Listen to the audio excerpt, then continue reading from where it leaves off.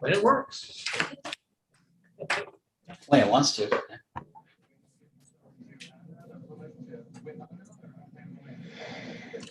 No, just could not close anything.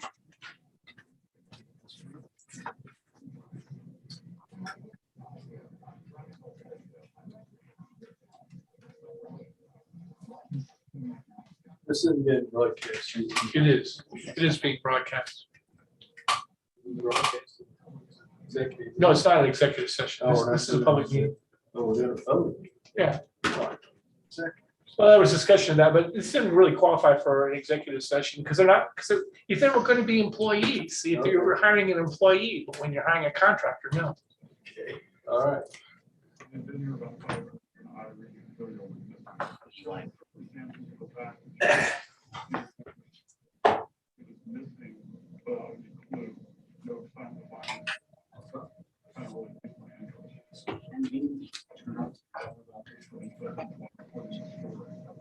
All right, thank you.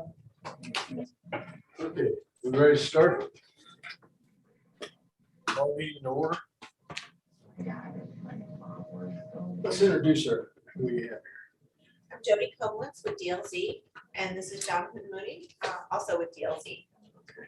And on Zoom, who do we have? Can you hear me? Yep, this is Mike Reese with Troyer Group. Okay.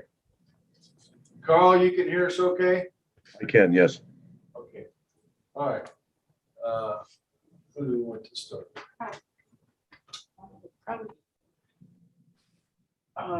Well, one thing we had talked about was, even though it's a public meeting, interviewing them one at a time and asking them if, since the one guy's already from Troyer Group's already on here, I would suggest we do them first and ask you guys to step out and then. If that's acceptable. That is the way we always have done it. I mean, Yeah. obviously, we're just asking. Yeah, we've always given them the option. Most Yeah. times it always works best because. Yeah. And then we have the Troyer Group It's sign fair- off. more fair to everybody. You go. Perfect. Okay. We'll Thank be out you. here. They asked me out in the street too, so I appreciate that. Thank you. Yeah, yes. No. Well, no, geez, It's a public meeting, probably have to leave it open that way. okay. Don't worry.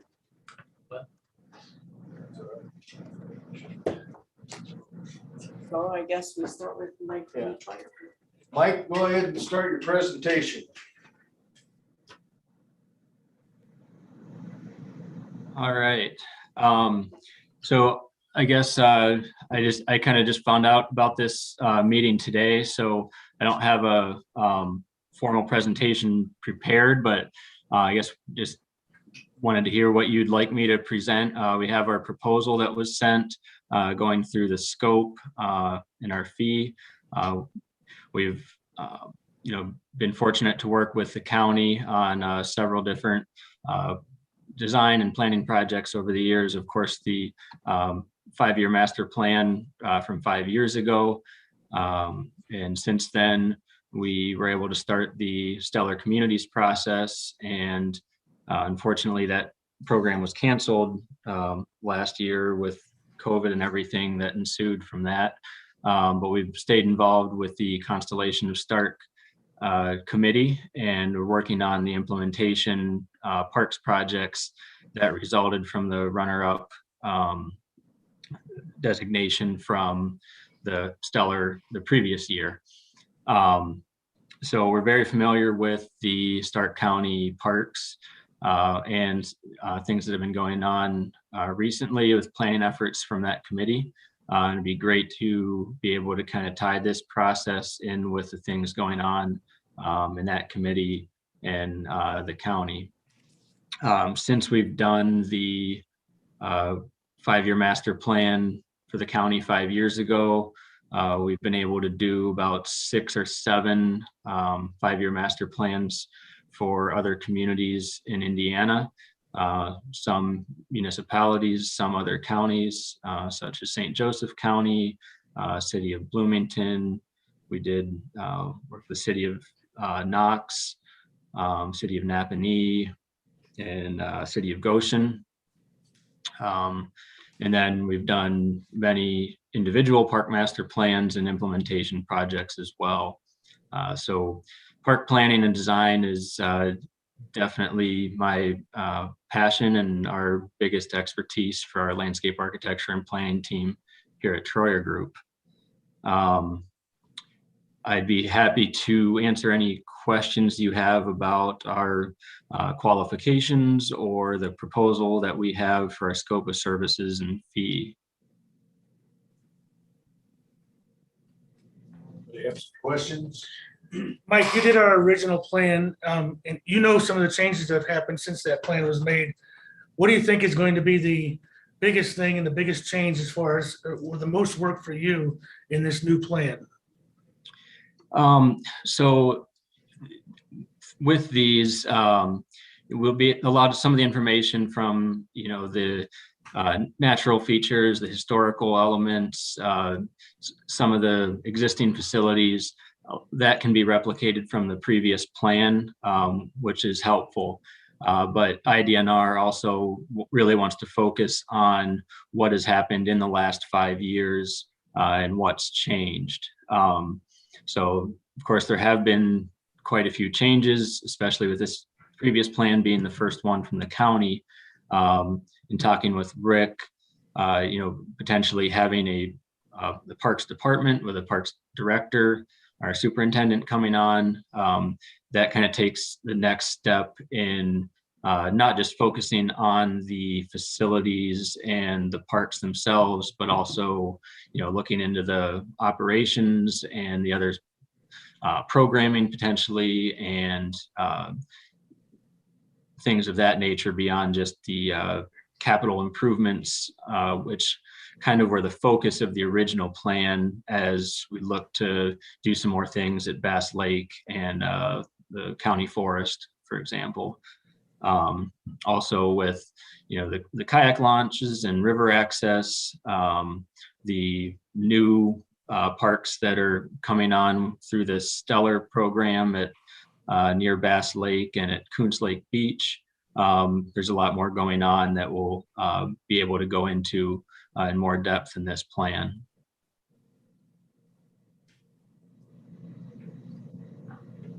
I have a question. We do intend to submit some grant applications through the Land and Water Conservation Trust. Okay. Are you familiar with that, first of all? Yes, very.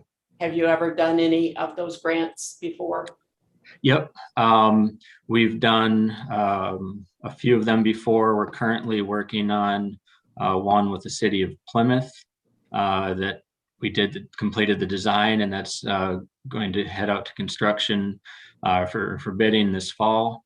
We also did one with the city of Napanee over the last couple of years, and that's just starting construction right now. So we've done typically we'd help with the grant application. We're familiar with that process, what projects will score well. In recent years, it actually hasn't mattered a lot because the grant funding has been more than the applications. So IDNR has actually come back to the communities and seeing if they wanted to add anything to the projects. So that's been kind of nice. So it certainly is a great program, and having this plan to make you eligible, it's a good source of funds and a pretty good chance to be able to use that funding to help with some of these implementation projects. So the plan that you would do with us would meet the requirements for submitting that application, correct?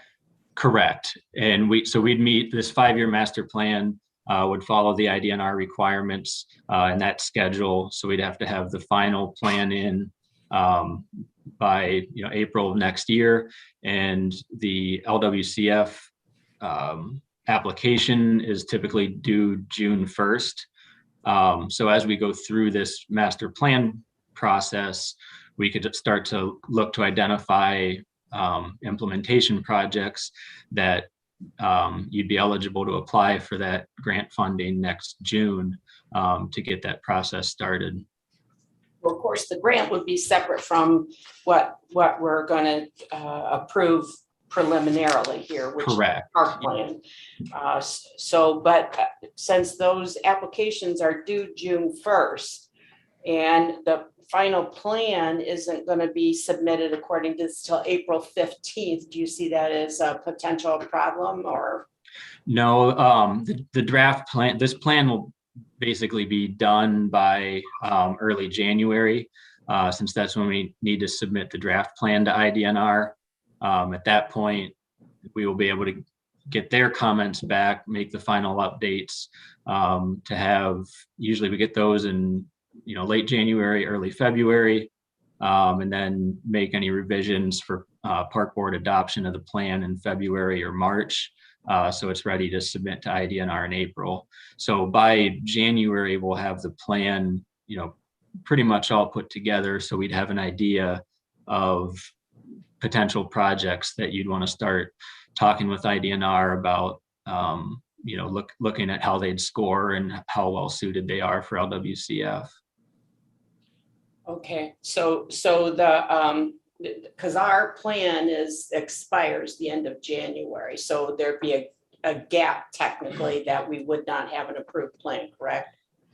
I think this one, basically it covers, so if you have the plan submitted in January with the final plan in April, since that LWCF isn't due till June, there's not really a gap, because that June 1st is the only time you can submit for the LWCF. So Okay. You'd be covered fine. Okay. Public engagement, that is a critical component for us. And it talks about having stakeholder group meetings, but it doesn't say like how many. So do you have an idea how many group meetings we would have with the public? So the kind of at the kickoff meeting, we'll work to outline the public engagement process and the stakeholder group process. Typically, what we'd want to do is take one day where we'd meet with basically as many stakeholder groups that are interested in meeting with us and being a part of this process. And then at the end of that day, we could do the public engagement public workshop, just because usually evenings work best for the public meetings. So basically that day would kind of do a lot of the stakeholder and public engagement. With the convenience of Zoom and virtual meetings, we'd be happy to do some additional Zoom meetings with stakeholder groups that might not be able to make it work for that day. So that does help with the flexibility compared to when we did it 5 years ago. So what is an advisory committee? It's just representatives from the park board? Yep. And So tell me what an advisory committee is. So what we'd want to do is get a representative or two from the park board, not a quorum. So we didn't have a majority because these wouldn't be all public meetings. But if we had park board, it'd be good to have someone from county council or commissioner representative, maybe, Prairie Trails Club or other county personnel that may have an interest in this. But a group of around, 6 people is usually a good size. And we kind of look to you guys to help us formulate that advisory committee, and that committee would work with you closely throughout the process to formulate the public engagement final strategy, review the plan, take all the build consensus on the engagement results. Everything will kind of stem through that project advisory committee. Just one last little question. I heard you mention that you did a plan for the city of Knox. Was that for the city of Knox or was that the Knox Park Board? It was technically with the park board, because that's the kind of the authorized entity for these park plans. But we work most closely with Mayor Estock. And then there's park board representation in the process. And when was that? Let's see, that was a year after the first Stark County plan we did. So I think that was probably 3-4 years ago. Okay.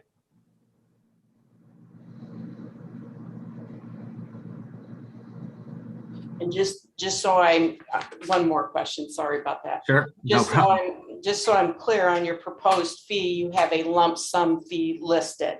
And it says included are reimbursable expenses such as mileage, prints and copies. So there's not going to be anything above and beyond the lump sum fee that, because you're going to. Correct. Oh, okay. Yep, that includes all of the, printing costs for the public engagement material, mileage, anything else like that. Okay. Hello? I don't have any other questions. So you went down the list pretty well. For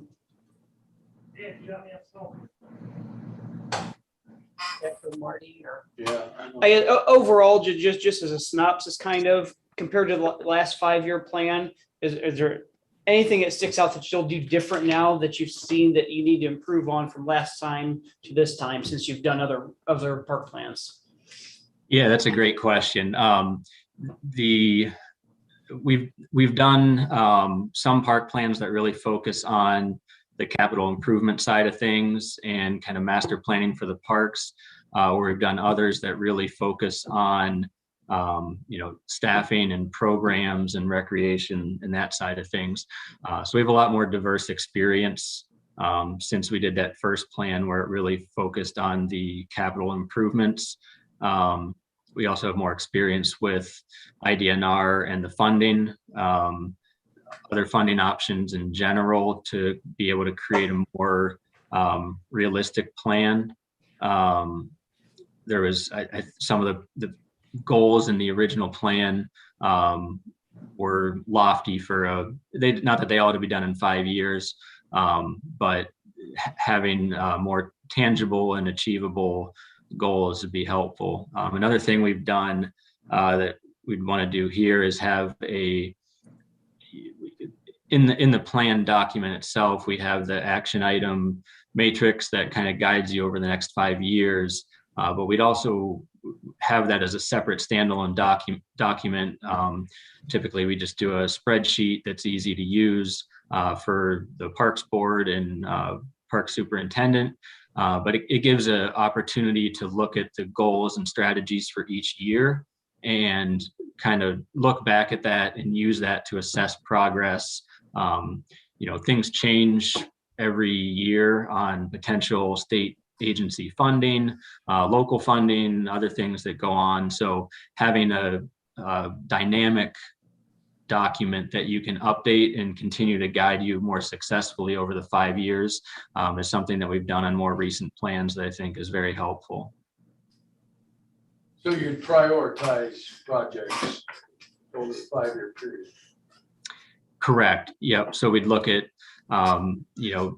through this process, we'd look at all the different factors from public and stakeholder engagement to funding opportunities, the existing conditions you have, also looking at benchmarking against other similar communities and counties, as well as the national standards. IDNR likes to see where you stand on the acreage, the facilities, the amenities, things like that you provide compared to the standards. So that may help drive some of the priorities. And then, any other local factors. So we work through that prioritization. And then there's some things that are, not capital improvement based that, or maintenance or staffing or things like that may be reviewed annually or more frequently, in addition to the capital improvement side of things. Rick, did you have any questions? Mike, did you work on the original one? The original 5-year plan Yeah. for Stark? Yes. it's a kind of a weird question. Reading that now, is there anything you would have done differently, knowing what you know now, when you made that plan? A little bit, I think, you know, it was aggressive in the capital improvement side of things, and it kind of laid out some long-term goals. Trying to get more detailed on the kind of realistic 5-year plan, I think would have been helpful. And then, you know, we had a pretty thorough public engagement, but now with, you know, being able to do the virtual meetings and Zoom, you know, working with the constellation of Stark and having some more community connections will help with that public engagement process to hopefully have a little expanded reach from 5 years ago. I will say, Mike, that plan did help our regional development plan for Stellar, so you did a good job with it. That's great to hear. I did think of one more question since they were talking about the capital improvement plans for the 5-year plan. I don't have a copy of it in front of me, but it was aggressive, and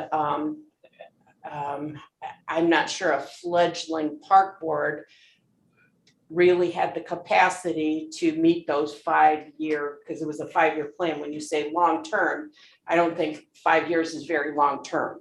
No. And to be able to meet all those targets, I don't see how that could have transpired, number one. But number two, the other thing that I'd like to see, and I guess I would ask you if you could do this, for those things that are identified, can you add another column? I mean, I like the spreadsheet format, but that says, where can you access funding for this? I mean, at the back, it had all kinds of lists. Well, you can just get it here, get it there, but it wasn't applied necessarily to the particular project.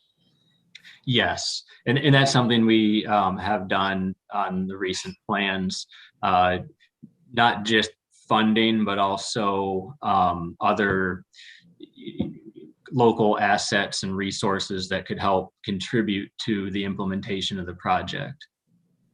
So that would be a column in the spreadsheet.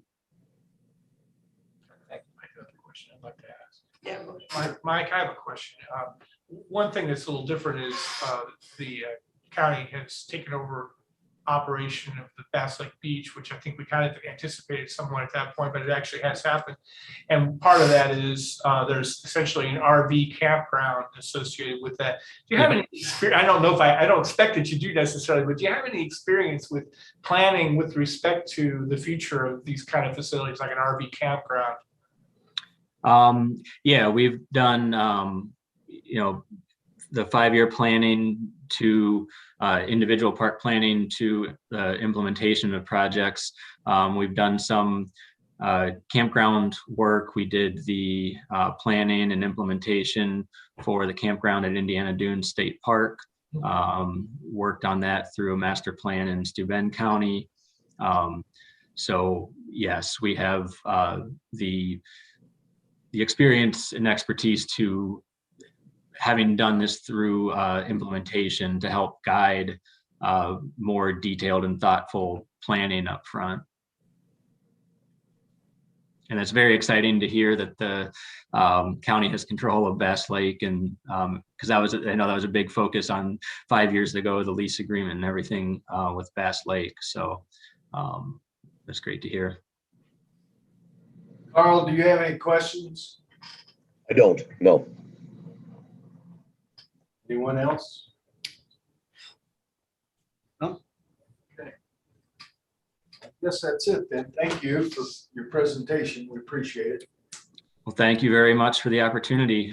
Really enjoy working with Stark County, and hope to be able to continue that through this process. Certainly let you know. All right, thank you. Thanks, Mike. Thank you. Thank you.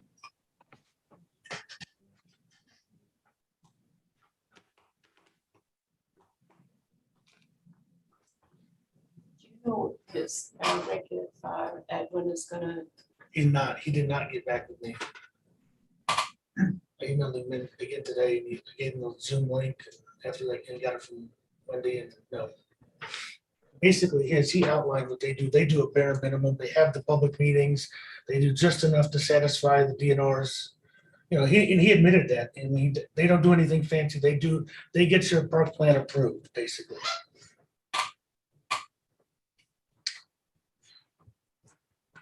Okay. Hi. Hello, welcome back. Thank you, thank you, thank you. I'll do, let's see, this might be a little difficult, because you won't be able to see the boards. Well, we did, I don't know that you need them necessarily. Not that important. Yeah, they're not that important. We can show them to you real quick. So if they have, does anybody have his phone number? We could text a picture to him. yeah, that's, I got his phone number. All right, hold him up here and I'll text him, Carl, so let me get a picture there. We'll figure out this technology thing. We got it. Yeah. All right, I got that one. Just as well, right? That's right.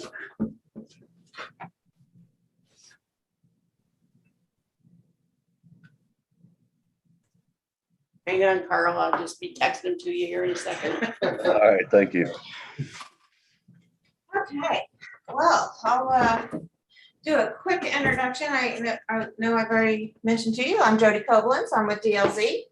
And this is Jonathan Mooney. He is also with our company. He's one of our landscape architects. We have several throughout the state. And some of you are a little bit aware of some of the things that we do and have done. We've been in business for over 100 years here in Indiana. We are a minority family-owned business. And park plans in particular is one of our high points. We also do transportation. If you're aware or not aware, we did your Justice Center and we've done a lot of work for the county from an architecture standpoint. So basically, that's just a real quick intro about DLZ, and it's in the proposal that we submitted. So this guy is the one who knows how to do everything when it comes to parks. Everything. Yes. So I'm gonna let him do all the talking. I just wanted to get that introduction. Wanted to know if you had prescribed questions for us, or if you just wanted me to No, you- chat for a bit. Yeah, you check for a bit. Okay. Then we might have questions for you. Perfect. So I kind of wanted to focus on process and deliverables today, just to kind of expand on what we've included in our proposal that I think you all have a hard copy of.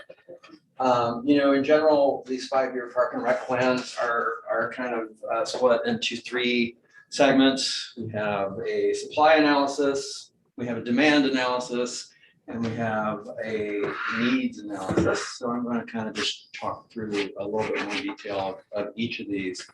And then we can talk about some of the things that we learned when we were here a couple weeks ago to kind of gather some information for your proposal. And I went out to a couple of your sites, up to the lake and the beach, and went to the forest as well that day. So to kind of start to get a feel for what's happening in the county. So we're going to start with number 1, data gathering. This is also what we would call supply analysis, and there's really 2 parts to this.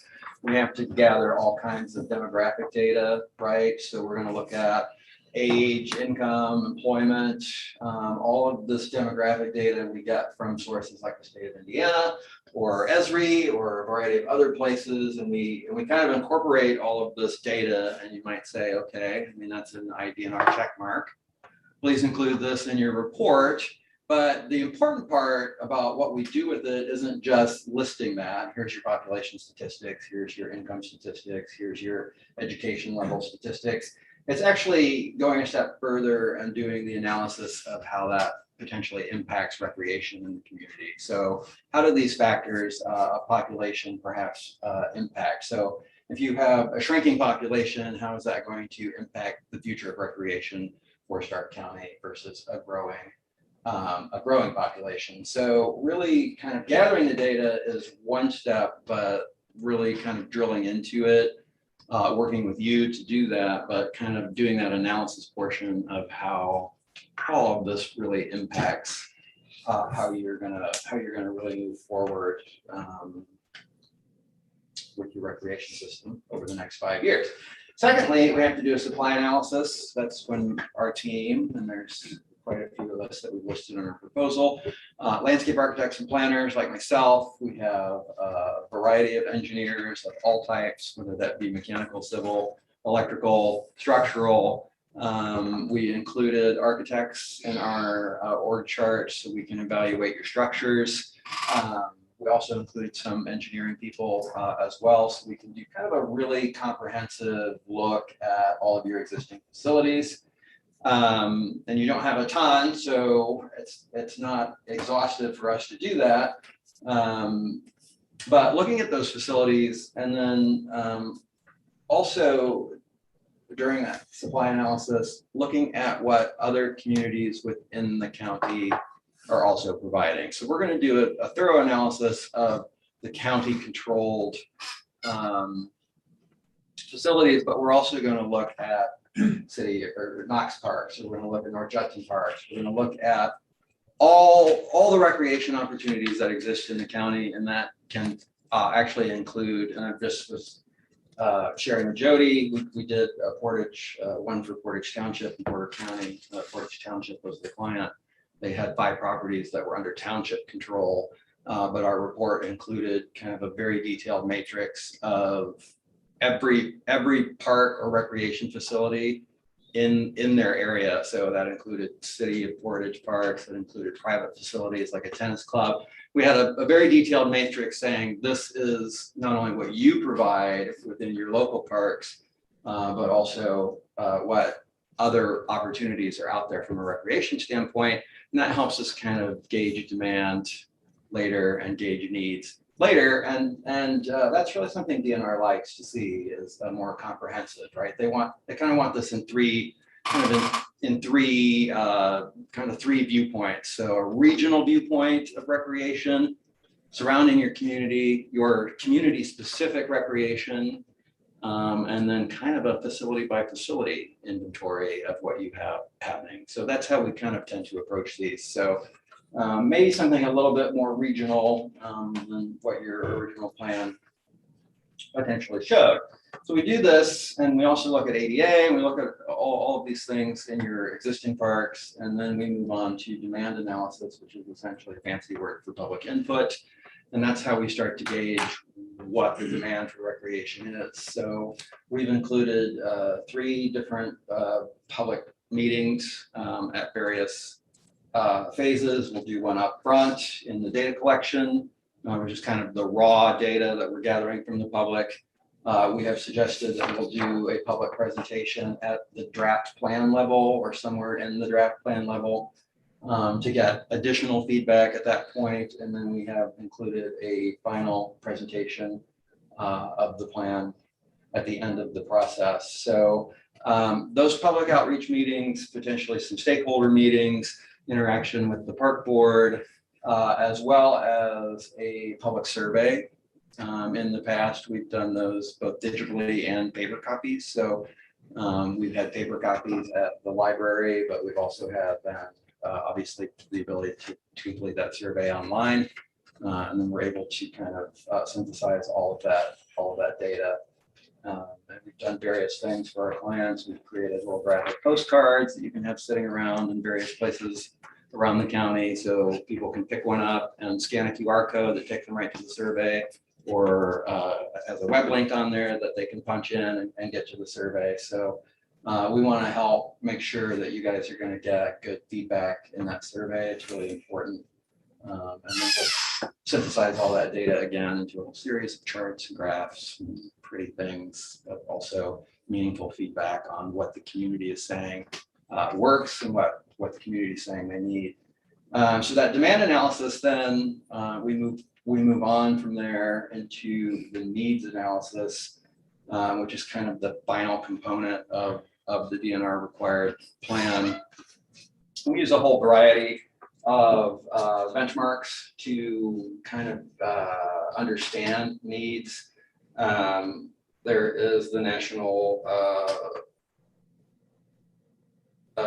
Sporting Association, the National Recreation and Park Association. They have all these standards that kind of exist, say, based on a population of a community, you need X amount of acres of regional parks or X amount of acres of community parks or neighborhood parks or mini parks. There's 5 or 6 categories.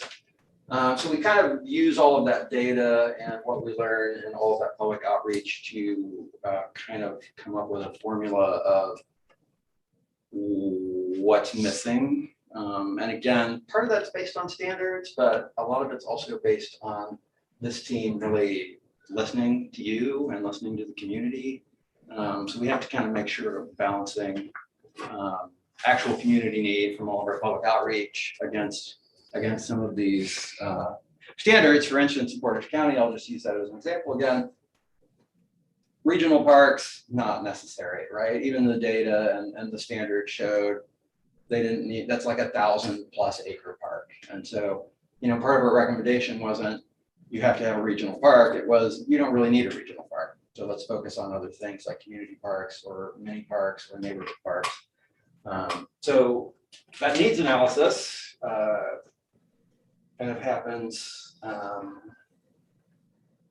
towards the end. So with that, that's just kind of a little bit more in depth of how we kind of go through this process. I want to just hit a few bullet points of some things that we heard on our visit a couple weeks ago. I think we know that public input is important, and we need to make sure that we're doing that in a meaningful way. So we really like to, as we negotiate a final scope, kind of do that in a detailed manner with you from a public participation standpoint. Just meaning, you know, we have a whole bag of tricks that we use in public meetings and different exercises and different formats. Some of those work in some communities, but they might not work in your community. You're gonna know, right? You might say, hey, yeah, we've tried that before at a public meeting. It's a dot voting exercise, or it's everybody gets a marker and draws on it. You might say that kind of fell flat. So we want to make sure that we tailor that public outreach process to work best for you and this community. So that's really important to us because the basis of this plan is really public input, right? That's really the goal, and DNR wants to see that really done thoroughly. So we have to make sure that we do that. We know you're going to have a new park superintendent soon, I think, and that is very soon. And that is going to change how you guys function as a board, right? And change your abilities moving forward in the next 5 years in relationship to your existing properties, maintenance and care and programming and all kinds of other things. So we want to make sure that person is integrated meaningfully into the process throughout. As much as you desire, of course, but that's going to be important because that's a big change for this group, right? So we want to make sure that we recognize that. I think what we heard is that perhaps the focus of the plan primarily should be investment in properties you have, and acquisition and growth is maybe a secondary focus. We know that you're going to get, I think, a piece of property from a doctor, with the potential of a kayak or canoe launch. So we do want to make sure that we're looking at that, again, balancing it against the standards and saying, are there giant holes of community park or neighborhood park or mini park? But I think it's a smart idea to focus on the properties you have and focusing your resources, which are at this moment somewhat limited in relationship to money, and obviously, again, this park superintendent, I think, can be a huge difference. But so that's not uncommon for communities to want to focus on improving existing infrastructure first before really focusing on any kind of large scale acquisition. Now, of course, you never know when somebody's going to donate a property, so you don't want to say no if it's advantageous. So we can account for that. We know Bass Lake and the beach house are important, that you're potentially getting some funding to work on that. We have some experience doing a little bit of kind of design master planning for that site a couple of years ago. So we know that kind of recommendations centered around that, and especially I think in relationship to funding recommendations, they're going to be very critical. We have a great funding person sitting right there, who, in addition to lots of other people at DLZ, will be able to do a good job for you in drilling down into some realistic funding opportunities moving forward. And I think something else that we heard was that you want to make sure that you have a plan at the end of the day that you can implement, that's achievable. You're not going to achieve likely everything in a 5-year park and rec plan, but we don't want to like just say we're going to build an amusement park and we're going to, you know what I mean, we're going to build thousands of acres worth of parks. I think we want to make sure, working with you in the community, that we give you something you can achieve over the next 5 years. So at the end of 5 years, everybody in the community says, wow, how much you guys got done. That's amazing. We have a lot more parks, or, you know, the beach house is done after this 5-year period, or whatever those goals and objectives are. I think we need to be realistic in scope. And I think we need to assign very specific, we typically assign a very specific hierarchy of responsibilities. So not everything is going to be the 7 of you's responsibility. You know, other people will have responsibilities as well, other agencies, other entities. And obviously, the goal here is to be eligible for IDNR funding. So the plan has to meet their standards. They're very prescribed. DNR is pretty specific about exactly what they want and what they need. And so we're familiar with all of that and have good relationships there, and are going to be able to give you a plan that gets you set up for getting some dollars. That's why you do these, for money. I mean, for other reasons too, but realistically, money. That's my. So I guess we can go ahead and take questions. I just want to make one comment about the schedule. As you guys know, it's rather tight. I believe it's January 15th is when the draft is due to DNR. And we have proposed, put that into our proposal about how to get that done in time to be able to make that. So just want to point those deadline, you know, that's the critical deadline, is getting that January 15th date. And the more complete we can be, the better. You know, DNR also has a kind of a cheat sheet that says the draft must include these items. These items can still be in process, which is realistic for most communities. They are also very clear that they say they expect communities to take at least 6 months to do these plans. So I think we can make that draft as complete as possible, because the more information we give them at the draft phase, the more feedback we're going to get, which is just going to make the final plan document all that much better and get you queued up, hopefully over the top of the funding list. Yeah, that's the goal. Questions? You read the original plan, right? Obviously. What do you think were strengths of that plan, and what do you think were things that weren't so great and could have been done better? Wow. Yeah, that's a good question.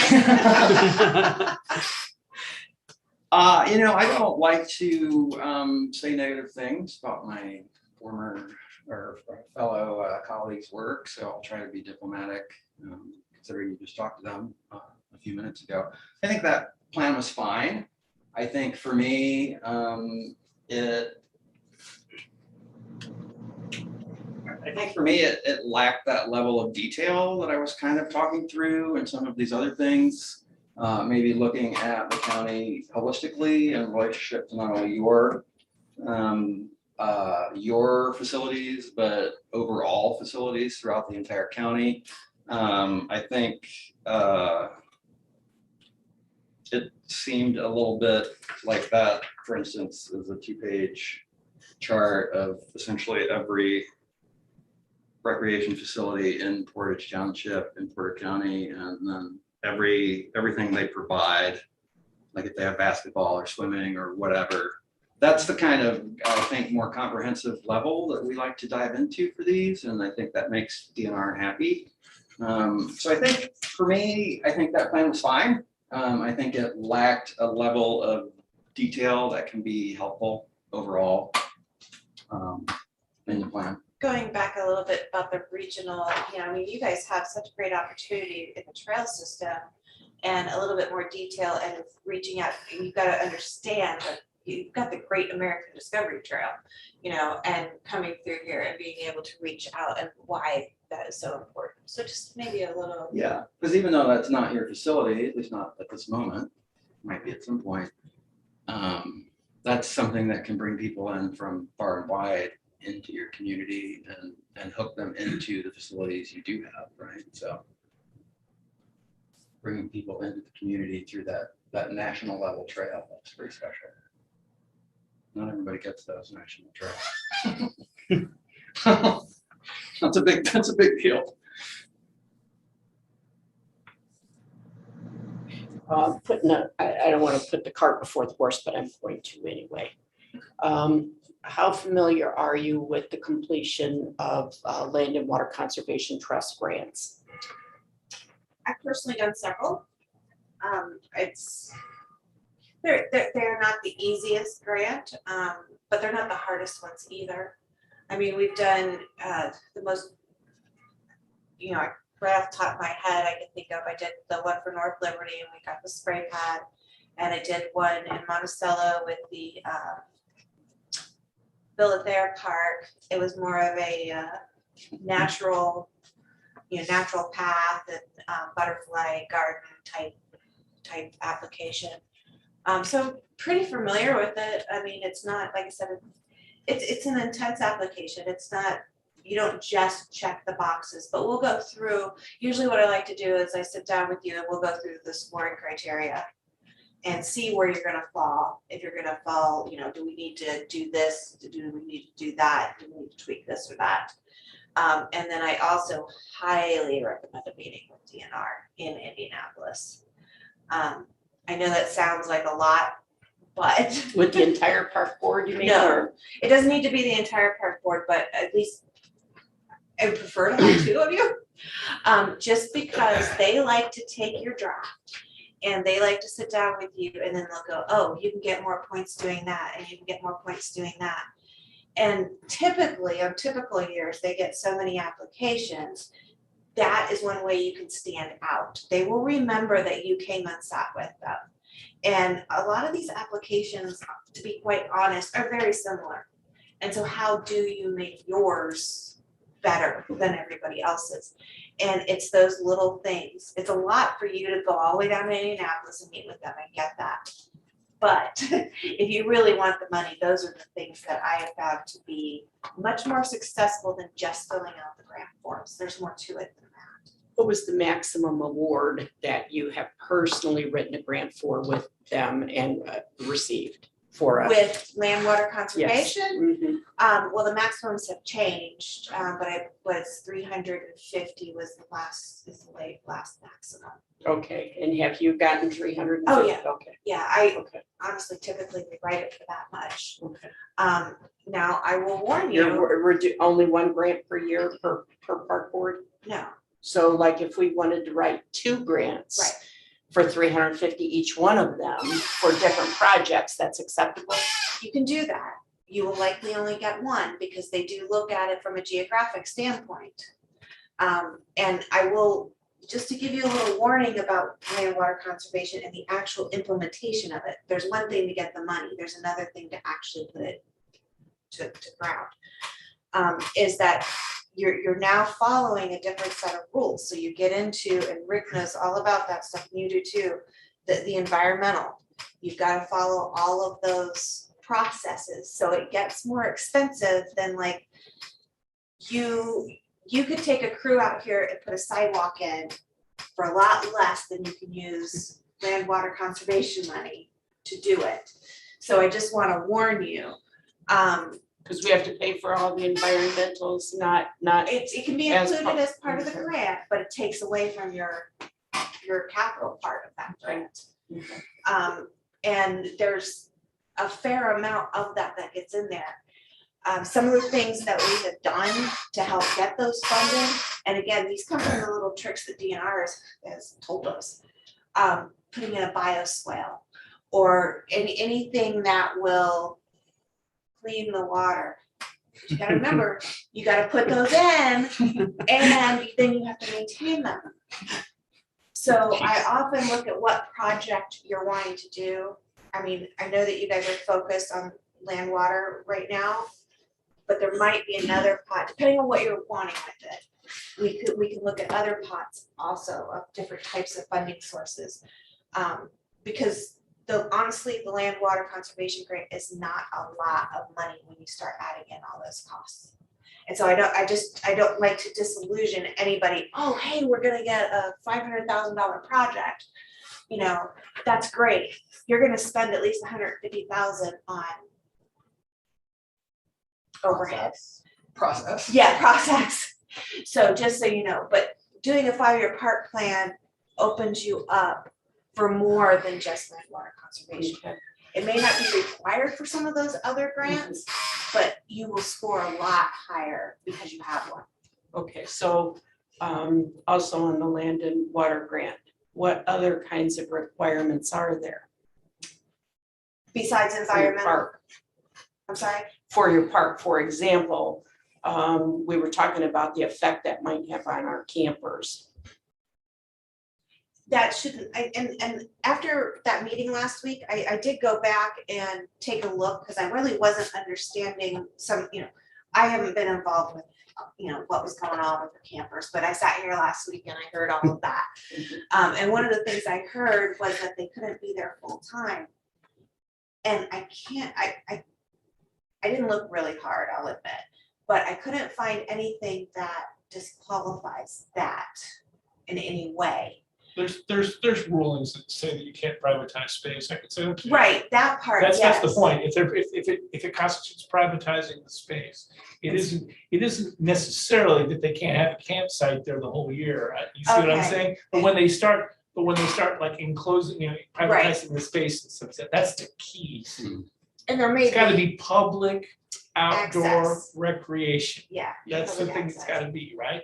And so that may be, so I may, like I said, I was just listening. so That's just the took a- point. And, I Okay. saw cases where a couple things come up. One is somebody wants to put a restaurant, and it isn't necessarily forbidden, right? And it's a balancing. But if somebody wants to put a restaurant on land and water conservation fund lands, right?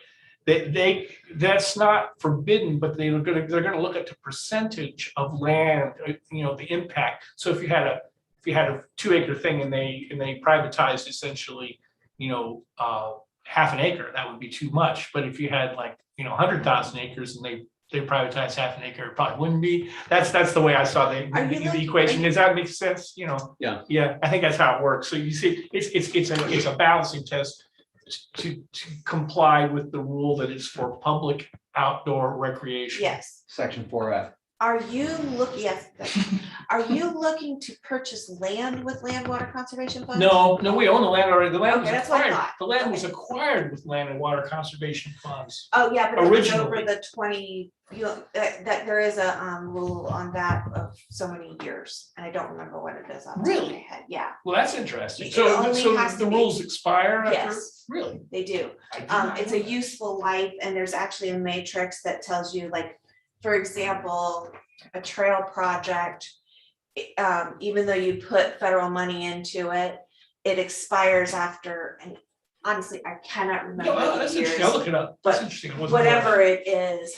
And that has actually been a point of contention with NDOT. I don't know if you've ever run across that, but how long do you have to keep your easement in perpetuity for if you're gonna do, say, a trail project with federal funds? And I just bring that one up because that one's had the most controversy on it, and you have to put in the year of useful life. And so, yes, there is a point where those, you can then. It's on the deed in this case, so I don't know if that, you see what I'm saying? I don't think it matters. Yeah, okay. It does expire, and I wanna say it's 25 years. Well, but it's over that depending on- problem. Yeah, depending on exactly how, where it's at, and actually, one that's been around that long probably didn't even have those rules set to it at that point. But there is a sunset, if you will. And it works the same way with, the only one that I've ever seen that they've had issues with is historical. If you used historical money to restore something that's historical, once it's historical, you can't unhistoricize it.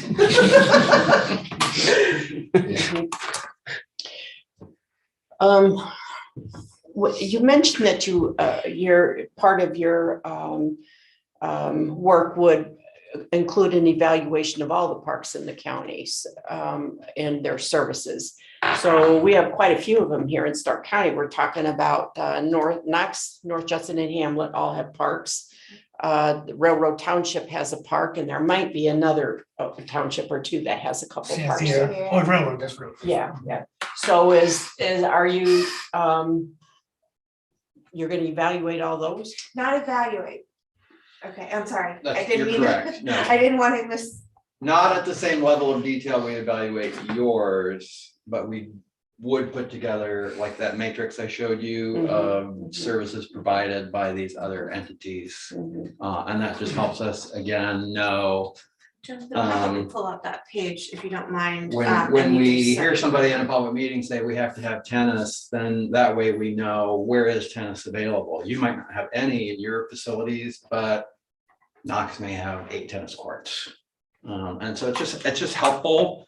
And again, DNR kind of likes it when you look at that kind of. Would this regional- include, for example, some of the other organizations that provide outdoor recreation services? And I'm thinking in particular, the Prairie Trails Club and like maybe Hoosier Valley Railroad, et cetera, et cetera.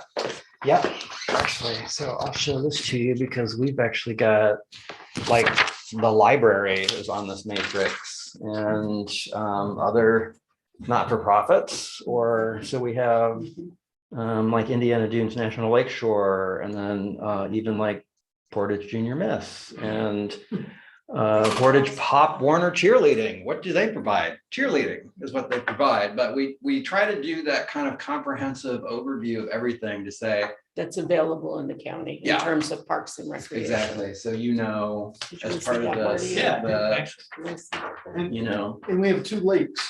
yes, in the county, which is, I think, kind of important. yes, I think. Although very we don't important. have any property around Coons Lake, or very little, but still, Right, it's a recreational facility. Bass Lake is the 3rd largest lake, 3rd natural largest lake. in the Natural. nation. I know We that. have a little plat, a itty bitty postage stamp size plat that we claim control over at Coons Lake as their beach, so.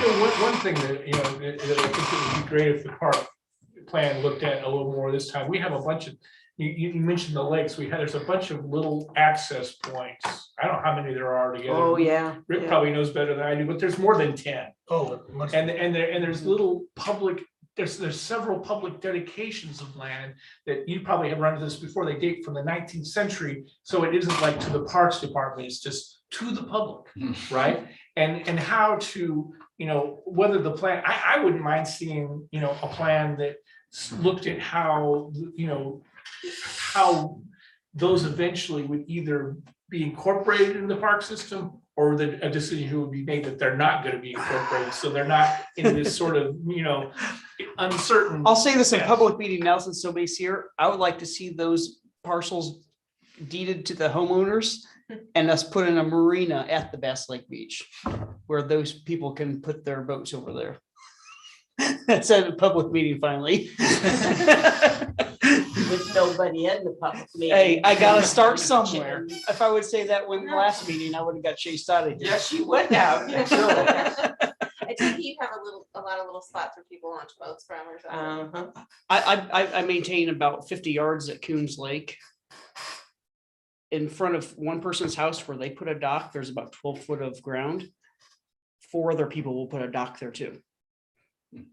They have to walk through the fire lanes down the shoreline to get to their boat docks. And they live across the road or 3 roads into town. I vote we don't even bother talking about those, to be honest with you. I Open up These a can little- of worms, you don't want to public- tackle. Public. Yeah, public dedication.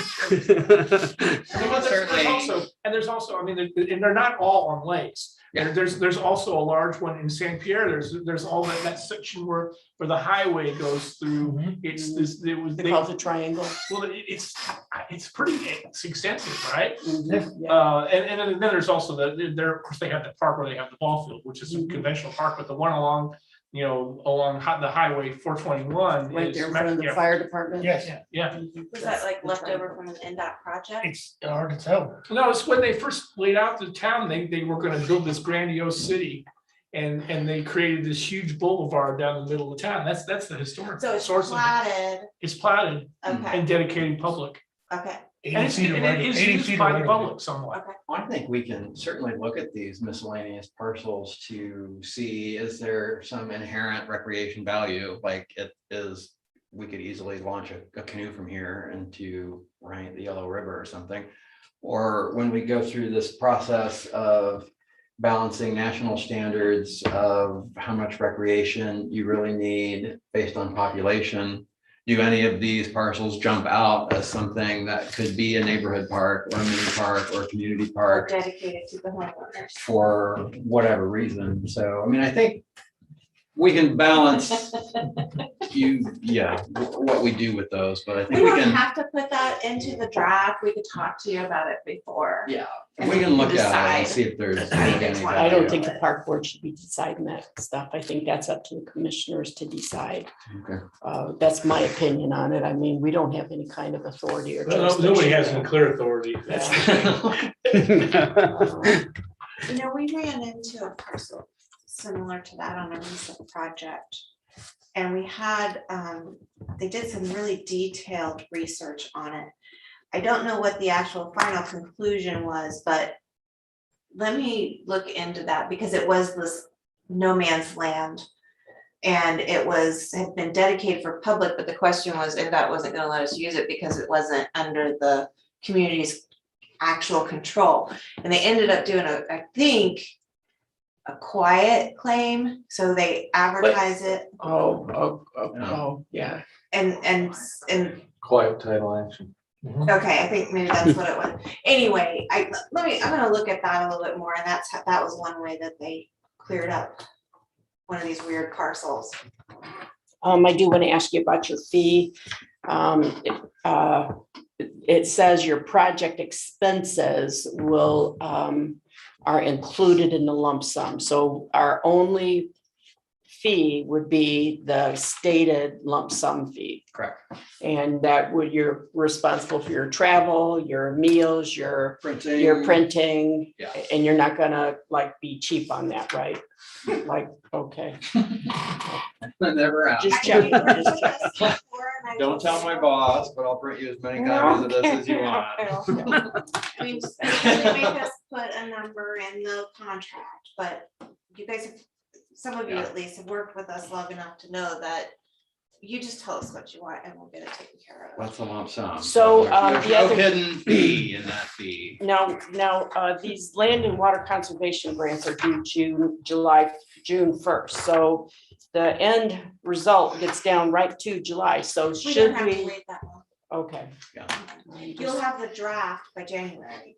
And did I understand you correctly that as part of this 29, this fee that's stated in here, you're going to have your architects evaluate all of the structures and we're going to have an analysis of those structures? So John Kirk's going to come down, for instance, just say John Kirk, because I know that's the only one I really know here. And he's going to come down, he's going to go to the Bash Lake Beach House and he's going to give us a detailed analysis of all the problems with that, or, I just don't want you to think it's like a total detailed, I mean, it's not a true structural analysis, but yes, they come down and actually we've already done the Bass Lake Beach House. They just need Oh, to do- update it. so you've done that for a prior? There's the stellar plan. So out of curiosity, could you, if we didn't want that portion, since we already have it, I mean, why would we pay you twice to do the same thing? Well, I think that you need to, I don't know what it could have changed, what's changed. That's about the only building we got. Yeah, Yeah. so I Got the gatehouse there. don't know at the that we had the beach. authority to tell you that it would be less, but I think it was just all part of whatever else you needed. So I can't tell you. That it would be less. No, I can't, I don't think we can tell you. Okay, just checking. And I don't know how detailed it was that when we did the study, but I don't know, I never that saw it, so, John Kirk came down and looked at that building and we did the ADA. Looked at the ADA in particular and I didn't know Roof or Stellar had that, something. so I kind of The like to see roof. that. Yeah. I think park board, the whole park board should get a copy of that and be able to see that. And you have a pretty detailed building inspection that's on your website. Yes, we do, but I like I to read it. compare it with that one, Yeah, so. I took a look at it. That was pretty detailed on MEP and Mhm. and Mhm, mhm. Yes.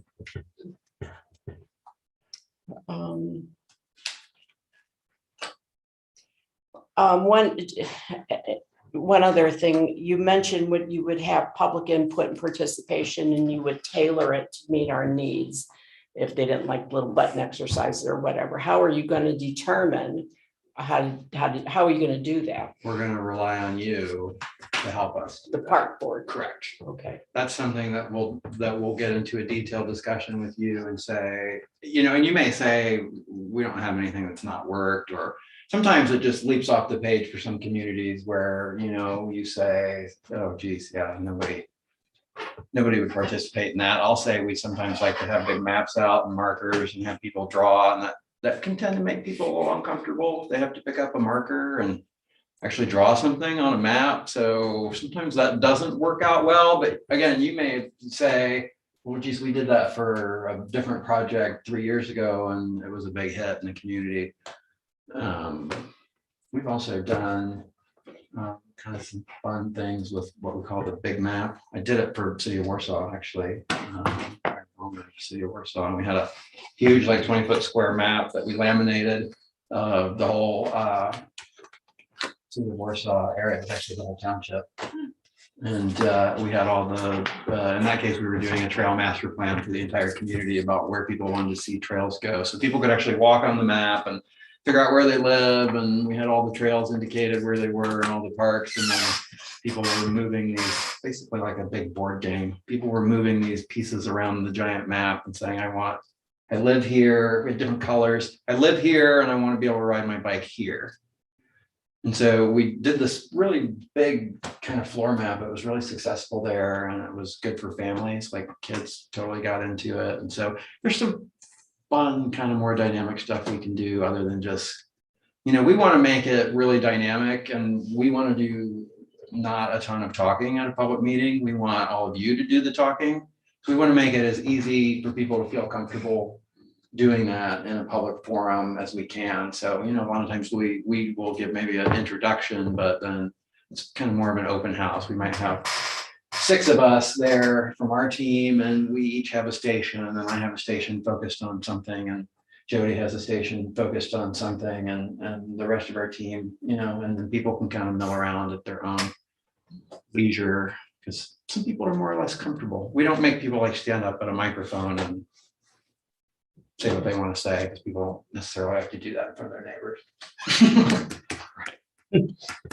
Why should we pick you to do our plan?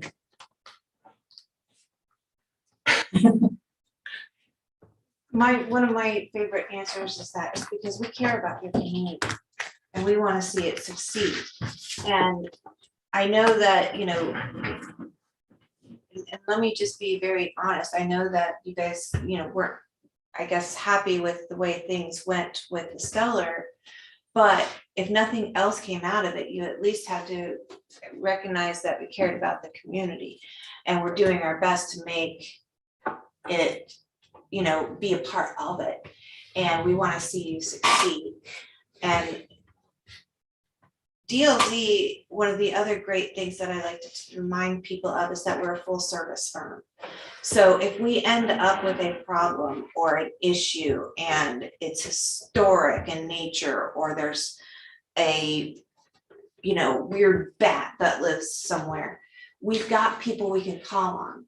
If there's a hydraulic issue or whatever, we like to say, we're not a huge firm, we're not a national firm, but we do have offices throughout and we've got about 700 employees. And, but it's still family owned and we feel like family. And we work very closely with each of the offices. The COVID thing, I think, was a good example of how we could work together because we work together so much, even in the offices. When COVID hit, we've been doing Zoom for years. we already had all this stuff set up, so it wasn't anything for us to transition. We'd already been used to collaborating with each other from distances. And we can bring that again to you, that we believe in face-to-face, our company, and quality. So I guess that's my, There you go. Well, and for me, I always say this to every community I work in, we're fun. I mean, if we're not having fun during the process, then we're not doing it right. I mean, not every minute's gonna be fun, right? But I mean, it shouldn't be a chore, right? When we get together with you guys and go through where we're at or get ready for a public meeting, it should be enjoyable. We should all look forward to that and then, high five each other after an awesome public meeting. So we're not a bunch of boring people who want to sit in our desks and not interact with you and your community. We want to be down here as often as we need to be, hanging out, getting to know you better and working with you directly to make the process rewarding and enjoyable for sure. And still technically sound. I would have any questions. Kind of on, like, the last time we did this, our bids are about 4 times as much as we paid last time for this. And I caught heck last time. Why do you need the parks plan? Just throw some swing sets out there. How hard is it to run a beach? So now we're looking at why a plan. Now what did we do in the last 5 years? Not as much as I would have liked to accomplish, but now we're spending 4 times as much. Why a plan what can I tell the people that have no interest in going to the beach or riding the trails? What do professionally designed parks and recreation areas offer to the community that has no interest in going right now? okay. Okay, I stumped you. That could be a long no. I was just thinking, I got it last time. There was like, put some swing sets out, it's no big deal. Why do we need? Okay, for people who Yeah, don't want to use the facilities, Yeah. and I'll be honest, not that I'm not usually honest, I don't mean it like that. But anyway, one of the things that I get very involved in personally in parks for is from an economic development standpoint. That's where I'm going. I Let's mean, see. that is a key What- avenue that every community needs to embrace if you want to grow and you want to keep from getting smaller, is the economic development quality of place. And I know you guys have heard that term, quality of life. But people now, especially now, and we really saw this with COVID, can live anywhere they want and work in places. And if you don't have these amenities and stuff, people are not going to come to your community. They are not going to want to live there. They are not going to want to raise their families there, and they aren't going to want to start businesses there. So that is the key reason for somebody who does not use a park and says that they never will, although I've always been very surprised at some of those people that tell me that, and then I see them out there with their grandchildren or whatever. Yeah. But it's it's the economic impact that the community and the whole reason for parks, as much as it is, okay, fluffies and rainbows, okay, it's better for health and all that other stuff, but let's get down to brass tacks and money, and that's what it is. Is there any studies that have been done since the state's been doing the 5-year plans like this, before and afters? What's it done for the community? What's the income level and crime decrease and things like I that? actually have some specific statistics. I don't know that it relates to a park plan. But it does, I've done it specifically for trails, because I don't know if you guys have thought, people don't want trails, you hear that all the time and all the reasons that they don't. So there are statistics and studies specifically for that. I don't know about. I'm sure that, there probably are parks, but yeah, we can get you actual numbers that say, here is the amount of money that gets spent in your community for every blah, blah, blah, blah, blah mile of trail, and here's how many people. I mean, it's a very long report, but we can pull out specifics out of it. It's very interesting, And I've used it and I've talked to people about it in many communities, because that is a good question. I mean, why should we put money into something? And there are, I can't relate it to the 5-year plan. I can't tell you if Mhm. the ones that they At study. the end of the day, at some point, we're gonna have to ask for matching funds and things like that outside of the grants. And if we're getting outside slack because we're spending, people will think this is unnecessary money without statistics. No, it's hard. it's At hard the to- end of the day, It's hard to correlate those things, but I will kind of help you out here a little bit. The report came out with the census. We were one of the few, 49 rural counties in Indiana lost populations since 2010. We were one of the very few that didn't. Pulaski County lost 800 residents, but Marshall County lost 900. I do believe that there's a quality of place and business-friendly attitude that is changing things a little bit. And that census today really showed that. And that's what I would tell people. We're making this a better place. Here's evidence. People want to stay here. We're in otherwise rural areas. They are not doing it. And so I think it's hard to correlate though. You can't say, well, we built that park so people stayed, or that business got a tax break so people stayed. But it is, something's working. And there's a lot of effort being made into this. And I think we can kind of tell people, hey, things are happening because people aren't leaving. 6% of the population of Pulaski County is gone from 10 years ago. And Pulaski County went from 13.5 to 12.6 or whatever. And that's a huge drop. And we didn't. And I think we actually gained 8 people. Well, plus, I think there's a value in providing certain facilities for people. I know kayak, but I think if we have the kayak facilities, people that do kayak will learn about it and they'll come here and they'll spend their money. I mean, you're not just gonna come here and kayak, you're gonna come here and kayak, and maybe after you get done off the river, you can go somewhere and have a bite to eat or something. I mean, I think facilities like that, just like Bass Lake, I don't know what it is now, but at one time, I would say 70% of the people that lived at Bass Lake weren't from Stark County. You know, they were from somewhere else, but they came here. Yeah, I mean, I just think recreation facilities attract people. People like to do things. People like to be outdoors, and we're a safe community. And you know, I just think we attract.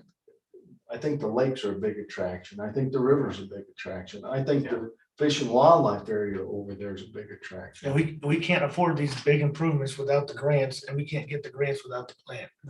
You know, another metric you can look at that is pretty, it's actually, I'm the attorney for the Peter Bowl, and if you look at the appreciation of particularly residential real estate, you'd be really kind of shocked, particularly if you teased out of it the properties that are actually old and decrepit. It just looked at the ones that are in pretty good shape. It's going up so fast that the assessments really can hardly keep up with it. So, you know, I doubt that that's the case in these counties. That maybe maybe in Marshall County, but I doubt that's the case in Pulaski County. That their values are going up so quickly. So yeah, there's, you know, but can you prove that's because of some particular policy? No, probably not. In Indiana, DNR did a park or a trail study, and again, I know it relates to trails, which is different than parks, but it's very specific to Indiana only. So it has some really nice numbers, and I think it was over 10 years. And what they did was survey. They did a lot of, I mean, they literally stood out on trails and surveyed people. But not only did they do that, they went to people who don't use facilities and surveyed them. And so in that study, they have specific dollar amounts and appraised values and land values. And, you know, they have it's very good. It's a very well done, well thought out study. And they've been using it nationally. There are other studies out there that have that information too. But that one is just one that is particularly good when you look at it's not made up statistics. It really has a good basis. Yeah. And so if you get a chance, just get on DNR's website. Yeah, I mean, you see, I didn't know if there's any studies done specifically for parks yet, because you can see it when the Riverside's been improved up in South Bend and areas in Michigan where they do improvements. You can see I think. that 3 and there 4 years are. later, the other buildings improve also.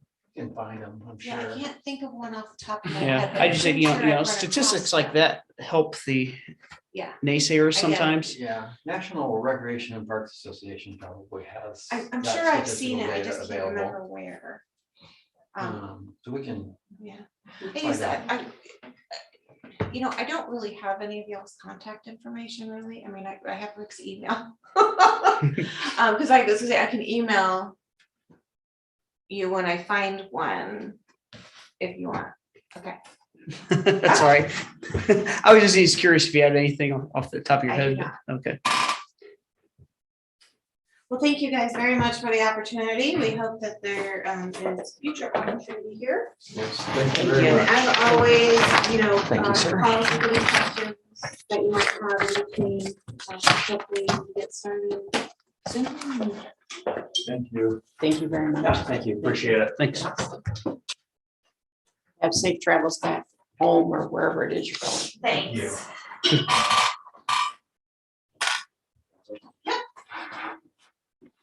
What do you feel about it?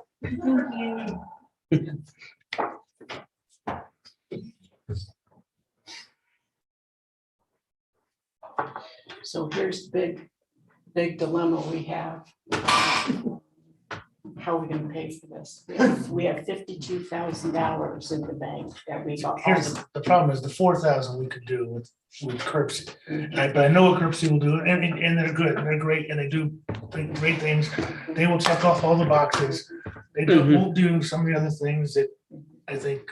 But I'm not so sure some of these other things that we haven't already done don't already have that for us. And the RDP has that in it, and some of those things. Still pretty fresh too. Yes, it is. You know, it really is. And we've accomplished some of those things, and and Curbsy is very good at writing grants and doing those things. The engineering part, they're not, but the engineering part, these are kind of teases here. Because they'll say, here's what we can do, and we'll do this, but we could really do it if you gave us $40,000 more. Curbsy, and Edwin was straightforward with us. He said, we're not gonna do that. We're not gonna do the engineering. We'll tell you, here's what you need to do in the plan. Here's how we do the plan, and any engineering or any designs will have to be done by somebody else. And I think we understand that. I think for now, the big things are getting the superintendent, getting them involved in the 5-year plan process. The Curbsy is very experienced in doing public meetings, and they know how to do it. They know how to come and get them and satisfy the requirements. We can still meet with DNR with Curbsy, or what's his name, Mr. White. Jerry White. Jerry White. We could go with him and meet with him. Those are the kind of things we can still do without paying $23,000 or $29,000 for. And nothing against that, and consultants, their plan will probably look fancier and have more in it. But we are not a thing coming in with $200,000 or $500,000 or $1 million in park revenue. We're gonna be lucky to do what we can do next year. So $4,000, I think, is palatable, and we need to get this thing done because we have to be able to go for grants. And I think Curbsy is very aware of our RDP, and I think they'll be able to combine what they do, and they're gonna use a lot of that RDP probably in upgrading the plan.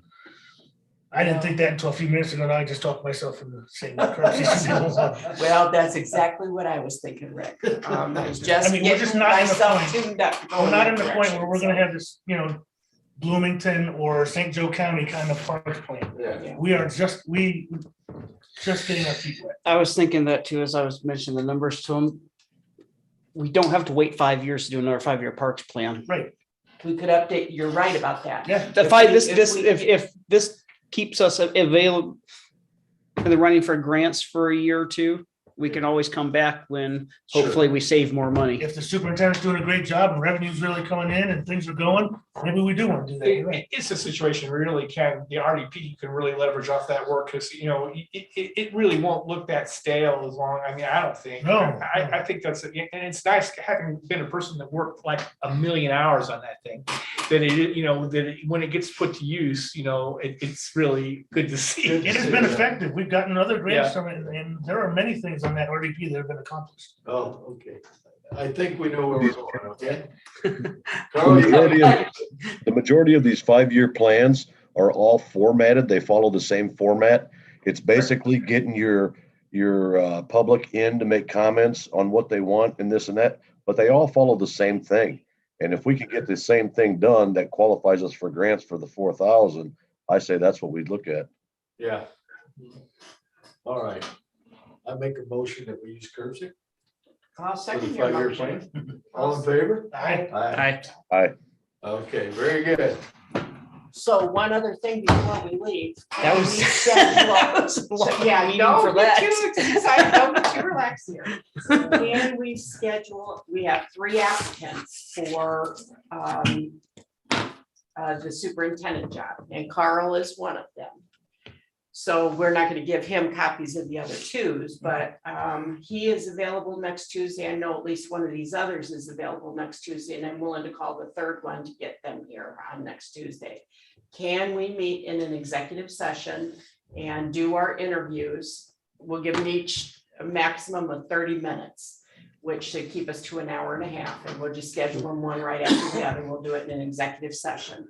And we will have to have a public session though to actually make the offer and hire. So we could either, I mean, if it becomes that obvious next week, or if you want to mull it over for, why do we wait till September 14th? My God, Labor Day's coming. I don't want to clean but toilets on no, Labor no, Day. you're right. If there's a way of getting this done sooner, yes. Yes, Do it. let's meet next Tuesday. And can we follow it? Would you You feel okay with that, comfortable? Marty? I've got their resumes, I their think it's applications here. Can we follow it with a public meeting to make an offer to one? Next Do you, Tuesday. yeah, you'll be able to look at these in advance, so you should be able to have your questions in advance. We're gonna discuss it in executive session. But how do you feel about that? Or I would prefer to wait a day or so. we could do I, that too. I don't like, I don't want to go from interviews right into Okay, we could do that as well. We could wait. things We- things pop up 24 hours in my head. What about I don't- Tuesday and Thursday? We can do, I can do Tuesday and Thursday. Can you guys do Tuesday and Thursday next week? Because I think it's important that we all be here, except Carl can't vote, obviously. Thursdays at 6 next week. Yes, could you make that? I think so. Can you make that, Rick? Can you make that?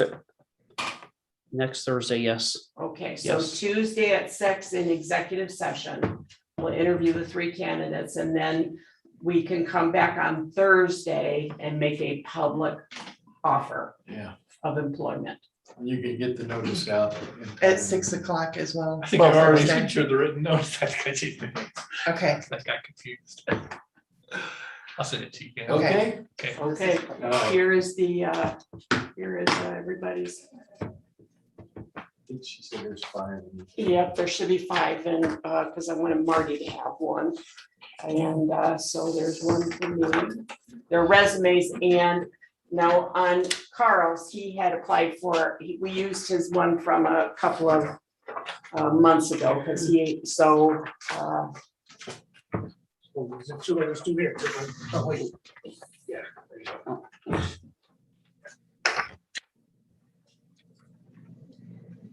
And I'll volunteer to contact this 3rd candidate and the other candidate. Carl already knows. He told me today he'd be available Tuesday, correct, Carl? Okay, and I'll contact the other 2 and set that up for next Tuesday as well. Thank you. And who's gonna tell Kirksey? Well, I'll tell everyone, I can do that. Are you gonna tell the other 2 we didn't select them? Yes, I will do that too. Okay. I'm the one who called them initially, so I will Alright. back away from that. Okay. I did have a question though. You got the sheriff's departments or the inmates are gonna do the mowing. Perfect. That saved saved me from, that saved me from, I was gonna. Well, I was gonna ask you if I you was- wanted to volunteer. I opened- your I was thinking services. about that for 2 minutes. I read that. I was like, done. We could But, give, we okay. could give him a tax write-off. if that were, Do we need to post any positions like the lawn care, the janitorial, or anything like that? I consider those services. Yeah, or We're not hiring employees, and I Yeah. don't think we have to do that unless we expect it to be over a certain amount. Okay, So- so we could just call some, Yeah. I didn't do, okay. Well, I don't think. Because I'm just thinking to help this guy out right now. Sheriff? The sheriff? No, the day after we hire this, after the sheriff does it, and the day after we hire this guy, we don't own a mop or a lawnmower. Well, So, yes, we're gonna have to buy some equipment, I think, for Yeah. next year possibly, or we could do a cost benefit analysis on that. Would it be cheaper to hire That's- somebody to do it? That's, I didn't or- know if we could take bids on some of these services and we For don't, I'm next not, year, I would think, yes. yeah. That's what I think. And I know we've got more of the growing season, but who's gonna complain, when if we I know. get the sheriff out there to mow at the one time and it's closed down 2 weeks after Labor Day anyway, so who's gonna say? And the campers have really stepped up a little bit. They have done- I told they've been them they very had to good. do their own. And they did some. They're doing their- Beach yeah. House and some of the other things that, I've gotten some phone calls and they've been doing some things out there. Yes. So I And think said they'll on be able that to email, stop I gap think we need until. to recognize those folks in some fashion somehow. The one thing I haven't gotten worked out that I promised to get worked out was the trash on the beach side, because Larry's taken all the equipment. Apparently, he's telling me he's moving this week. And he's apparently taken everything with him, including the flatbed trailer, et cetera, that they normally use. So I did call the Republic or whatever our company is. I got the account number from the staff upstairs. And of course, I got somebody in who knows where. And they said they would have the local company, which is in Culver, call me back to arrange, what they could do for the beach side, which is probably some, because they only pick up over at the campground.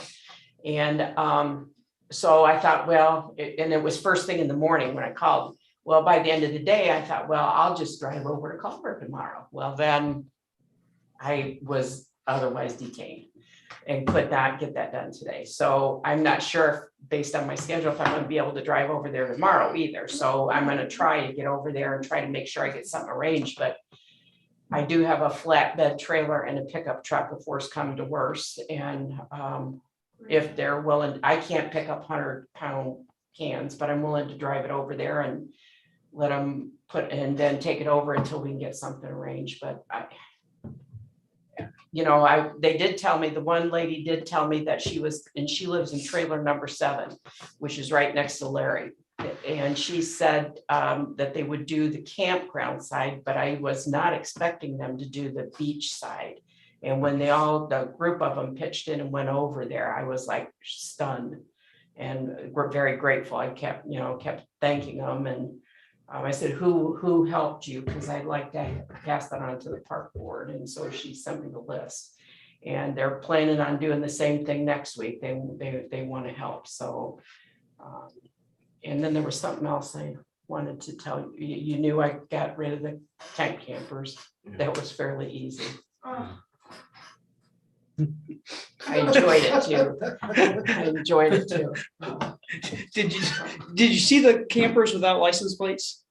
The one lot number 60, they told me does not have a light. I didn't go back and check. Yeah. But no, I didn't. I just did the one time we drove through there during the festival, Mhm. and there was a few trailers and a boat trailer. None of them had plates on. We're going around. It's like, well, this camper's plates expired in 19. Because they don't never move them off the side. Yeah, so. I know, but I was like, if I've got to have plates on mine outside, surely they have to at a campground. Those are things that I just, No, he was there Saturday. 2019, I was like, that's not Sometime even, this week it's supposed to be gone. it's not like you forgot to put it That's what on. He's told campers. And here's what I wanted to tell you. Campers also told me he's got keys to all the campers there, those people's campers. I said, well, if I was you, I'd go get your keys from him before he leaves. Yeah. And, it's not mine. That's up to you guys to get those. And they were gonna show me the supply closet, the one that cleaned up the bathroom. And she said, I'll organize all the supplies so you can see what we've got and what we need to get. And well, then when I was there Saturday, we couldn't get in because it had been locked. So I said, well, see if you can get the keys from Larry. I said, if worst comes to worst, it's just a cheap little, I said, I'm sure we can get in there, but get as many keys from Larry as you can. So they got a bunch of keys, but I'm not sure they got all the keys. So If it's not cemented in, it's gone. exactly, that is exactly correct. And as long as we're talking about it, since this is a public meeting, but there's no public people here. I do know he brought up that wooden pier about there. So what's his name? I think I told everybody his name. I can't remember his name, but he has a aluminum pier that he picked up that's in good shape that he's willing to sell Is that us. Steve Barrett? Steve Barrett. You Barrett. Yes, that holds 40 slips. And that would be a huge improvement, but if it's $25,000, I thought, well, we got 52,000, we can't, how are we gonna do this? I'll try to work something out with Steve, but I have come up upon, sometimes I just lay awake at night thinking about these things. They all want their same, the boat campers or the boat people want their same slips together. So I got Rick Yover, who is the one telling you how you have to allow everybody to talk first before and give their opinion before we can, that guy. I got him diagramming where everybody goes. So I got the first one done. I'll get the second one done for you. But one of them contacted me. She said, well, I want my same slip next year. And I said, well, I'm sure we can guarantee you that you get your same slip. And then I thought, if you'd like your same slip next year, maybe you better prepay for next year. And that would also guarantee that you wouldn't have a raise in your rates. Because I tell you, the Harbor House charges $1,000 and over at Culver, they charge $900 and we're charging $600. So I'm thinking we say prepay for next year and you can afford $600 and with that would give us enough money to buy that pier. That could be a good start. Otherwise, you're not guaranteed you're gonna get your spot. Also, those wooden docks are kind of our collateral to that money, Larry. How much ever that money that is ours, that's kind of our collateral because I don't think Callahan's, Sell those. or we can put a dock at Coons Lake Beach There you go. and And I start also that think because we could do that's a a disaster fishing wait. pier That's a at- disaster waiting to happen. Those docks out in front of people's houses. Well, I agree with you, and I think we need to put up a fishing pier right there at Bass Lake. We could use them for that. And they were complaining about, it used to be in the old days, they'd come in when the beach house was open, they come in and they were, would serve food. People would take off on the public pier and then they swing in there and dock, and then they'd get hamburgers or whatever, and then they jump back in their boats and take off. So we could have a dock for people that want to come in during the day or whatever, for Nana's Tacos or whatever, we happen to have there too. So I think we can use Call it those. And 1 hour docking space and move on. Well, if we next week hire superintendent, that could be one of their first tasks to arrange that. I wish I was younger. Don't we all? Yes, I think it's gonna take the new guy about 3 months to get a hold on what the hell's been going on. There you go. I had other plans. Yes, All right, can we adjourn? yes. So moved.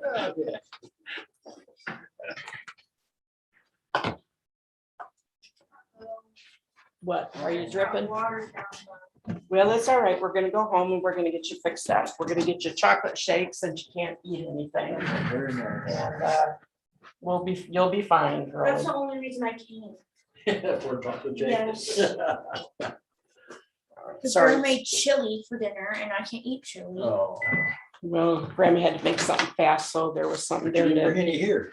yes. Well, I ran out so quick, so thank you. You're welcome. My daughter Thanks. rented a site at